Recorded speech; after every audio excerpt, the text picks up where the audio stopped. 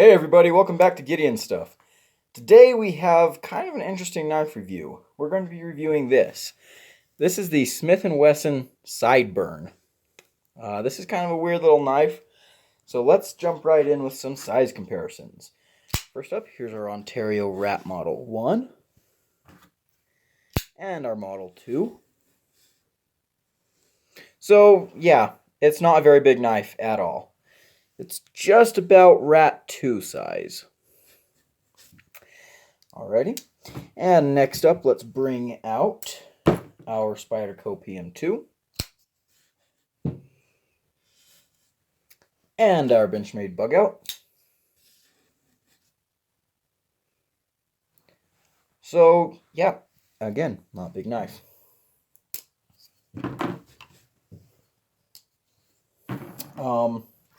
Let's go ahead and bring out our Civivis. Here's the Praxis, which pretty much dwarfs this little guy. And here's our Elementum. So yeah. And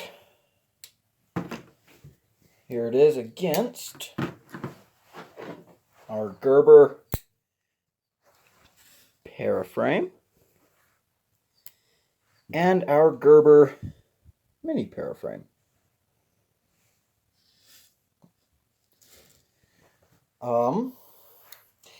And just for the heck of it, here it is against my favorite knife ever, the Cold Steel 8015, and a knife that is kind of similar to this guy in some ways, the Syncut Scepter.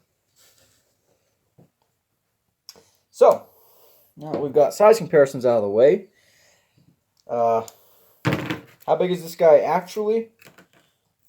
There's not very many online specs, so we'll take our own here. In terms of blade length, coming in just a little bit over 3 inches. In terms of sharpened blade length, about just over 2.5. Overall size is about 7 inches.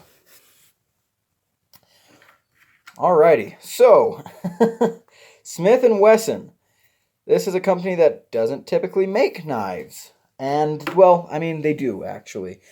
But they don't typically get talked about on knife review channels because they're typically not very good.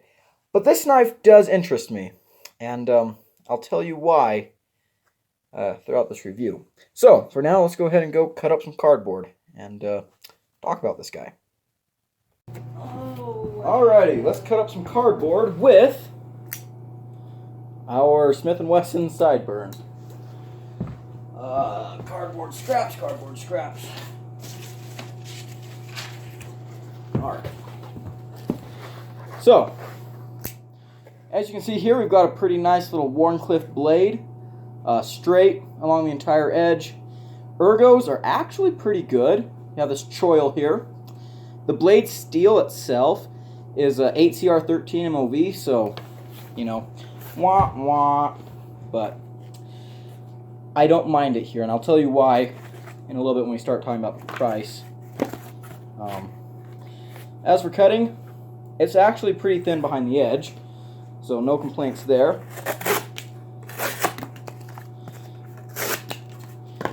And as you can see, it cuts pretty well. Cut up this Raisin Bran Crunch box fragment. Cuts well if you don't get the choil caught in it.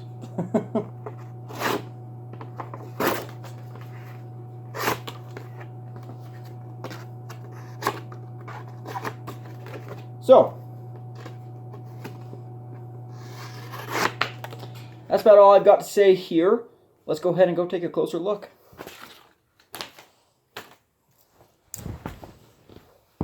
Alright, our Smith & Wesson Sideburn. Here's what it looks like in the pocket, basically.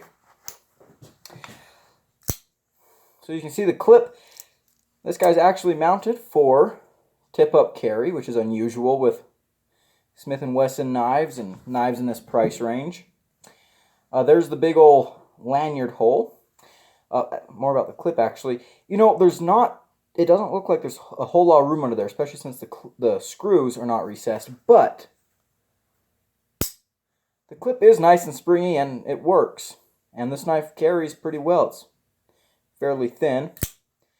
The action. Yeah, it's good. It's real good. This knife is running on bearings, which, again, unusual for Smith & Wesson and unusual at this price point. Thumb it out. Spidey flick. And, of course, use the flipper tab. Again, just a nice, simple Wharncliffe, big finger choil, huge flipper tab. I mean, ginormous flipper tab. The handles, G10 over steel liners. This is a liner lockup. Pretty solid. I'm really surprised at how comfortable this knife is, actually. And even when you're choked up, it's very comfortable. And the knife it's not a fat knife, but it is thick enough to give you a good hold on it.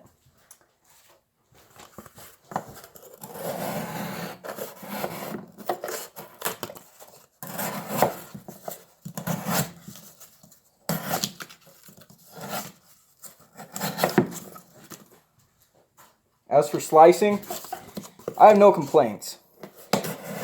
As I already said, the blade stock is pretty thin. The grind is, it's decent. It's a pretty thin behind the edge knife. And yep, and it slices exactly the way you would want it to. And that's all I've got to say here. Let's go back to the table, and we'll talk about what I like and what I don't like about the Smith & Wesson Sideburn. That's the name of this. Sideburn. Alright, the Smith & Wesson Sideburn. Final thoughts on this knife.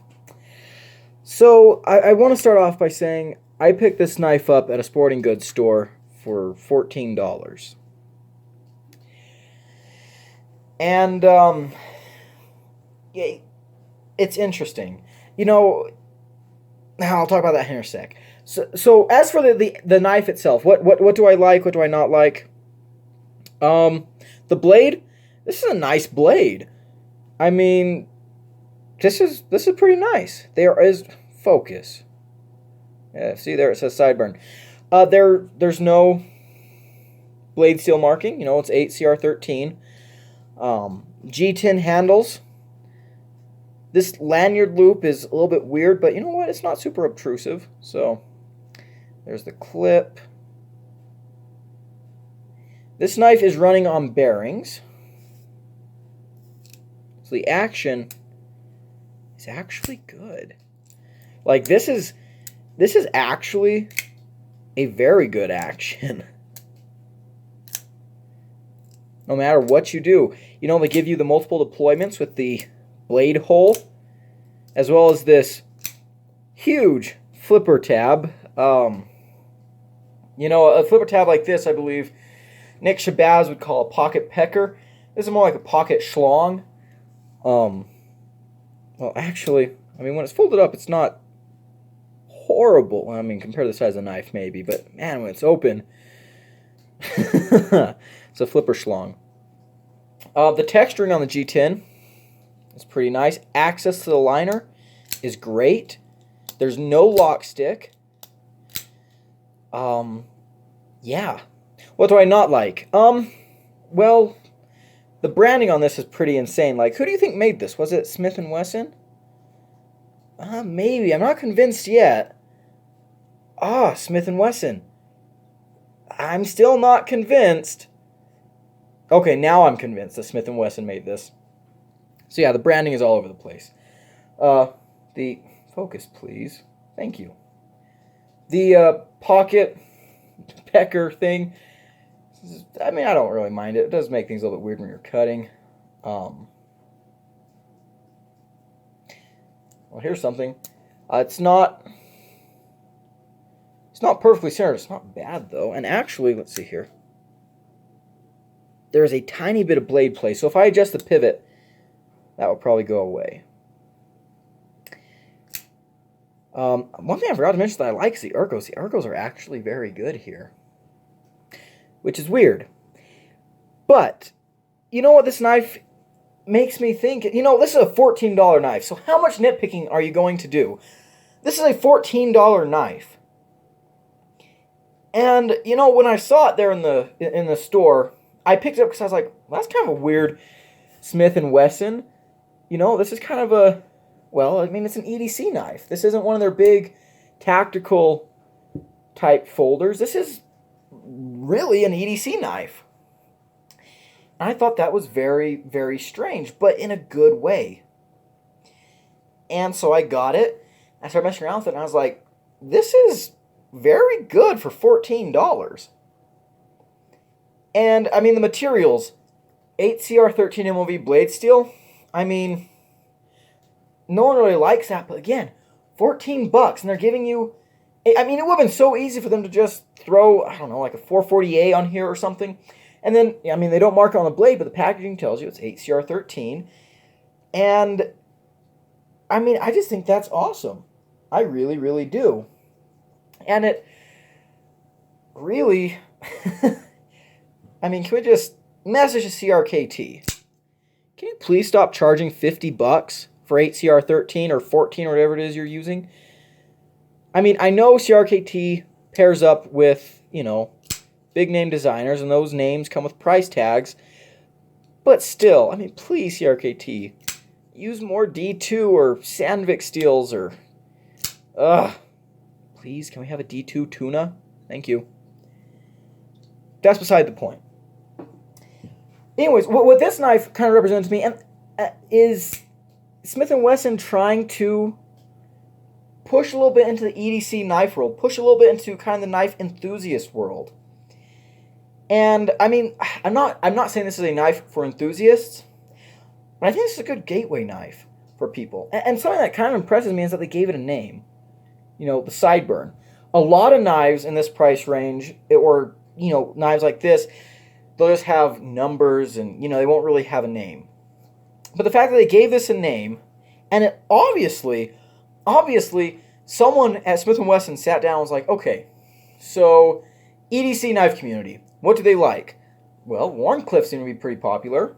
Bam. Multiple deployments? Bam. Bearings? Bam. Finger choils? Bam. Comfortable ergos? Bam. Tip-up clip? Bam. This general size? Bam. And no, this is not a knife that in any way... I mean, this knife, I don't think, is meant to compete with stuff like Civivi in any way. I don't think it's meant for that. But, honestly, if someone's just walking into a hardware store or a sporting goods store to look for a knife, and, you know, they don't even go and look at the counter where all the benchmarks and stuff are, because they just, you know, that's way outside their price range, and they pick up this guy, they're going to get it, and they're going to start playing with it, and they're going to be like, wow, this is different. I like this. You know, and it's going to be a good stepping stone into the EDC world. And especially coming from a company like Smith & Wesson, which is not known for great knives, I'm actually kind of hopeful. And actually, I'm going to be keeping my eye on Smith & Wesson. As weird as that sounds, just because maybe this is showing a new era for them. I don't know. Whatever it is, this is a neat little knife. It's not going to kick anything out of your pocket. If you're a knife collector, you can probably pass on this.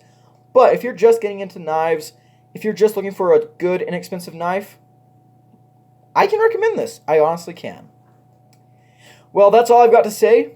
Thank you for watching. I've been Gideon Stuff, and I'll see you in the next video.